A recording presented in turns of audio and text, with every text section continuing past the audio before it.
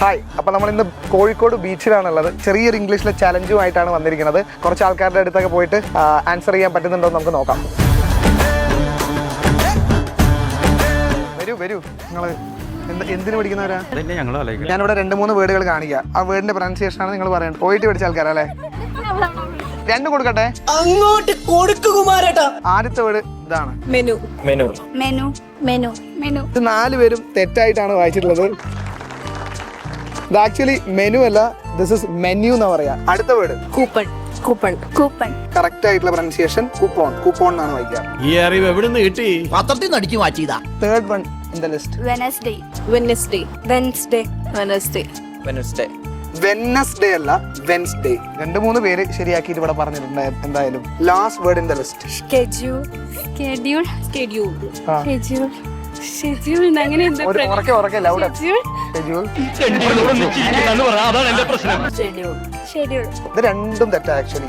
ഇയാൾ പറഞ്ഞതും ഏകദേശം സെയിം ആണ്. കറക്റ്റ് ആണ് അല്ലേ? ഇന്ത്യക്കാർ കോമൺ ആയിട്ട് തെറ്റിച്ച് പറയുന്ന വേർഡാണിത്.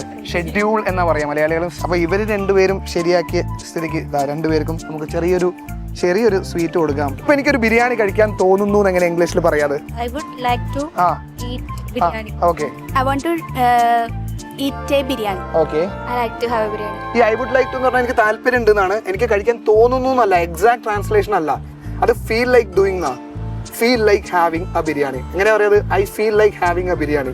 എന്താ ശരിയായിട്ട് പറഞ്ഞ ഒന്നും മനസ്സിലായില്ല, പക്ഷെ കാണിക്കണ്ട. അപ്പൊ ഇപ്പൊ തന്നെ നമ്മൾ ഡെയിലി ഉപയോഗിക്കുന്ന പല വേർഡുകളുടെയും, അതായത് പല ഇംഗ്ലീഷ് വേർഡുകളുടെയും പ്രൊനൗൺസിയേഷൻ ചോദിച്ചപ്പോൾ പലപ്പോഴും പലർക്കും കൺഫ്യൂഷൻ ഉണ്ടായി.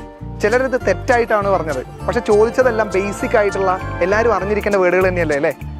അപ്പോൾ ഇങ്ങനത്തെ വേർഡുകളുടെ കറക്റ്റ് ആയിട്ടുള്ള ആക്ച്വൽ ആയിട്ടുള്ള പ്രൊനൗൺസിയേഷനും ഇംഗ്ലീഷിലെ ഗ്രാമർ ഉപയോഗവും പിന്നെ കോംപ്രിഹെൻഷനും ഒക്കെ അടിപൊളിയാക്കി എടുക്കാൻ ഒരു കോഴ്സിലൂടെ നിങ്ങൾക്ക് സാധിച്ചാലോ? അങ്ങനത്തെ ഒരു കോഴ്സായിരിക്കും Xylem SSC അവതരിപ്പിക്കുന്ന ഇംഗ്ലീഷ് ഫൗണ്ടേഷൻ ബാച്ച്. അപ്പോൾ ബാച്ചിൽ ഉടൻ തന്നെ ജോയിൻ ചെയ്യുക. And one more thing is, ജനുവരി 3 വരെ കോഴ്സ് പർച്ചേസ് ചെയ്യുന്ന എല്ലാവർക്കും 15% ഓഫർ ഉണ്ട് ക്രിസ്മസുമായി ബന്ധപ്പെട്ടിട്ട്. ആൻഡ് ഈ ഒരു ഡിസ്കൗണ്ട് അവൈലബിൾ ആക്കാൻ വേണ്ടി ഹാപ്പി 15 എന്നുള്ള കൂപ്പൺ കോഡ് യൂസ് ചെയ്യുക കോഴ്സ് പർച്ചേസ് ചെയ്യുന്ന സമയത്ത്. അപ്പോൾ എല്ലാവർക്കും all the best. Happy learning, keep learning.